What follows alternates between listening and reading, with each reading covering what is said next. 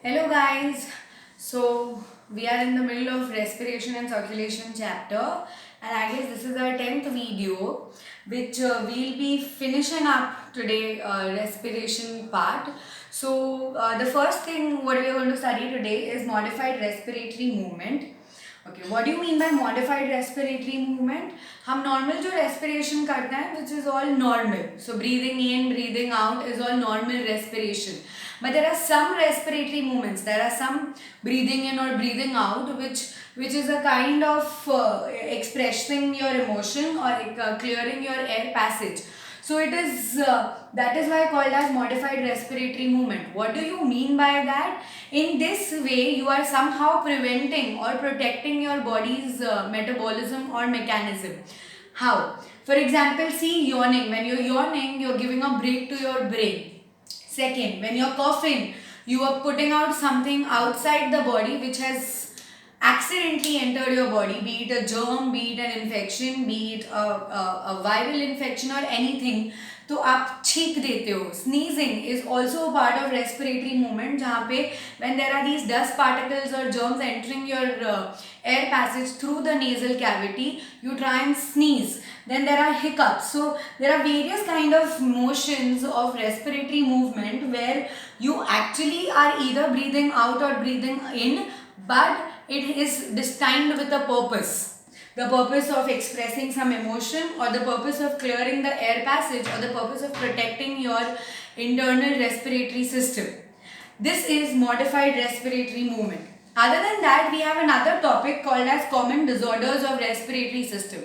Now when we have clubbed पूरा हमने respiratory system सीख लिया है, तो ऑब्वियसली हर चीज़ के एडवांटेजेस और डिसएडवांटेजेस होते हैं. हमने सब कुछ समझ लिया कि रेस्पिरेटरी सिस्टम होता कैसे है, उसके एडवांटेजेस क्या है, वो काम कैसे करता है, but obviously there had to be some kind of disorders affecting your respiratory system, and these 8 are mentioned in your syllabus. The first common disorder of respiratory system is emphysema. Okay, what do you mean by emphysema? Emphysema is basically alveoli जो होता है ना आपका, वो damage हो जाता है. alveoli inflame हो जाते हैं, वो डैमेज हो जाते हैं, वो irreparable है, as I had already mentioned in the first lecture. So emphysema is a disorder जहाँ पे आपके alveoli डैमेज हो जाते हैं. बाकी सारी डिटेल्स आपको आपके टेक्स्ट बुक में मिलेंगी. The second is chronic bronchitis. Okay, guys, remember this very well. अभी लॉक कर दो इसको दिमाग में कि आइटिस का मतलब होता है इन्फ्लेमेशन. आइटिस का मतलब होता है स्वेलिंग. तो जहां पे भी मैं आइटिस लिखती हूँ, जहां पे भी मैं किसी वर्ड के आगे आइटिस डालती हूँ, तो इसका मतलब ये उसका इन्फ्लेमेशन. तो यहाँ पे लिखा हुआ है ब्रोंकाइटिस, इसका मतलब ये ब्रोंक्यूल्स का इन्फ्लेमेशन या ब्रोंक्यूल्स की स्वेलिंग है. ओके, ब्रोंक्यूल स्वेलिंग बहुत तरीके से कर सकते हैं, और सबसे कॉमन प्रॉब्लम जो ब्रोंकाइटिस की है वो या तो एयर पोल्यूटेड एयर में इनहेलेशन की वजह से होता है, या continuous cigarette smoking and all that reasons की वजह से होता है. Also bronchitis can happen by viral infections और fungal infections entering your air passage. इन वजह से आपके ब्रोंकाई खराब हो जाते हैं और स्वेल या इन्फ्लेम हो जाते हैं, और कभी कभी म्यूकस भी सिक्रीट करते हैं. ओके, ब्रोंकाइटिस दो तरीके के होते हैं, acute and chronic bronchitis. Acute symptoms बहुत धीरे धीरे देता है, and it is a short term disorder जहाँ पे आपको थोड़े देर तक थोड़ी राहत मिल सकती है अक्यूट ब्रोंकाइटिस से, और इसके सिम्टम्स भी इतने कुछ ज़्यादा डैमेजिंग नहीं होते या सिवियर नहीं होते. But when it comes to chronic, नाम से ही डरावना है, it is very chronically affecting your body, long term तक साथ में रहता है, वापस आते रहता है. तो क्रोनिक ब्रोंकाइटिस को हील करना बहुत डिफिकल्ट है as compare to acute bronchitis. Okay, talking about sinusitis. अच्छा, साइनस क्या है? हम सबने सुना है नाक में कुछ साइनस होता है, सर्दी हो जाती है. तो हमारे बोन्स के अंदर ना, कोई बॉडी के बोन्स के अंदर एक कैविटी बनी हुई है, जिस कैविटी को हम बोलते हैं साइनस. ओके, जिसका purpose we'll discuss later, but फिलहाल ये याद रखिए कि कोई बोन्स बॉडी में अंदर एक कैविटी प्रेजेंट है जिसको हम बोलते हैं साइनस.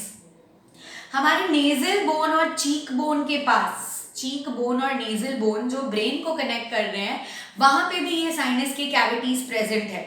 अगर ये कैविटीज स्वेल हो जाती है किसी कारण, या आप ज़्यादा टेम्परेचर कंट्रोल, बहुत ज़्यादा ठंड में रह गए, या ज़्यादा कोल्ड कंज्यूम कर लिया आपने, या ज़्यादा पोल्यूशन कंज्यूम कर लिया आपने, एयर पैसेज से आई एम टॉकिंग अबाउट, तो ये साइनस आपके स्वेल हो जाते हैं. तो swelling of this sinus is called as sinusitis. सबसे कॉमन चीज़ जो इसमें होती है वो है बहती नाक. We all know it. Then we have laryngitis. Now, so I don't need to tell you. Laryngitis, inflammation of larynx. Then we have pneumonia. Okay, pneumonia क्या है? वापस ये है एक इन्फेक्शन लंग्स का. ठीक है, आपका जो एयर पैसेज है, your bronchioles, your alveoli, your terminal, primary, secondary, tertiary bronchiole, bronchi, ये सब हो जाते हैं inflame.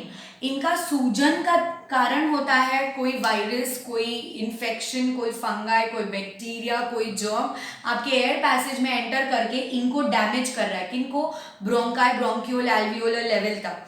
So that's called pneumonia. ठीक है. Then we have asthma. Okay, pneumonia can be treated and it is an infection. ठीक है, जो आता है जाता है. But we have something called as asthma, जो इन्फेक्शन नहीं है, जो रहता ही है. इसको ट्रीट करना बहुत डिफिकल्ट होता है.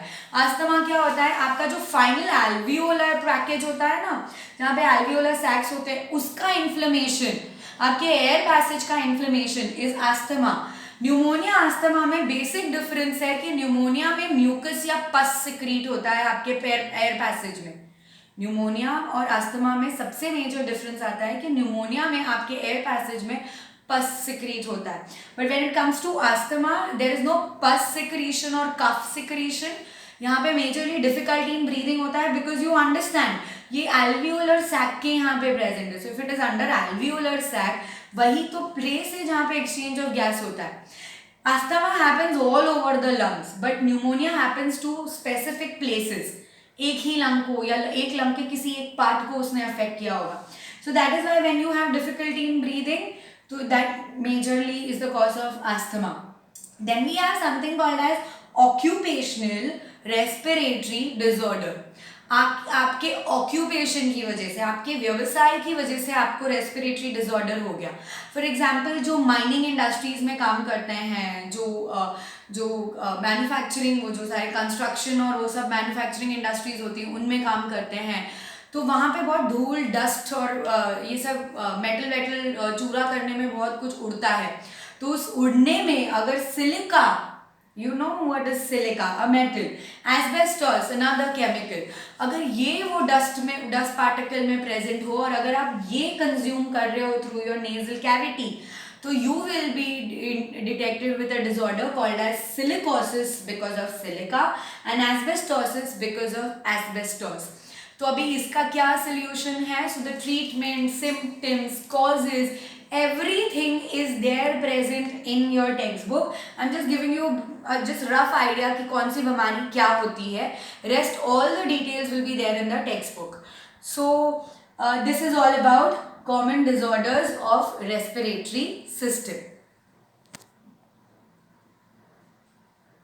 So now let's talk about carbon monoxide poisoning. Okay, everybody knows what's carbon monoxide. ठीक है, हमारे गैस में, स्टव्स में, अवन में, वो चारकोल सिगड़ी जो होती है जिसे हम कहते हैं, उसमें, फिर कार्स के इंजन से, इंडस्ट्रीज से, हमारी बहुत सारी वर्किंग कंडीशंस में हमारे आसपास जो टूल्स एंड मशीन्स हैं, वो टूल्स एंड मशीनरी रिलीज करती है gas called as carbon monoxide carbon monoxide.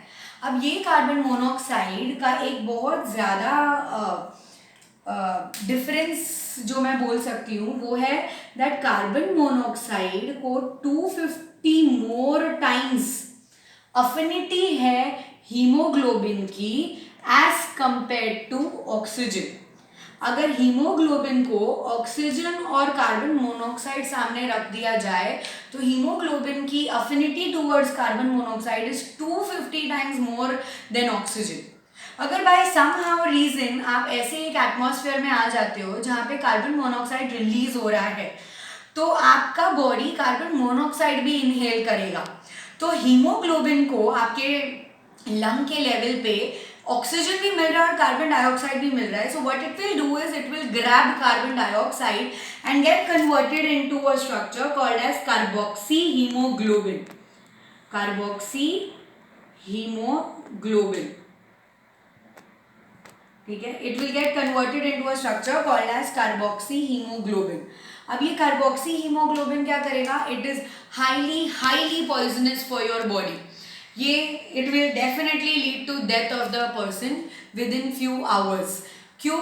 एक तो आपके बॉडी में ऑक्सीजन की कमी हो गई, सारा हीमोग्लोबिन मोस्टली कार्बन मोनोऑक्साइड ने ले लिया और ऑक्सीजन को बहुत कम मिला. ऑक्सीजन को कम मिला तो बॉडी को ऑक्सीजन कम मिला, बॉडी को ऑक्सीजन कम मिला तो एनर्जी कम मिला, साथ ही साथ पॉइजन भी घूम रहा है ब्लड में. This will lead to the death of the body. So this is called as carbon monoxide poisoning. So now I finish this part and the video today. We are left with one small topic about artificial ventilation. This we'll be discussing in the next lecture, and we'll be finishing the first half of the chapter called respiration. For then, thank you so much. Signing off. Goodbye.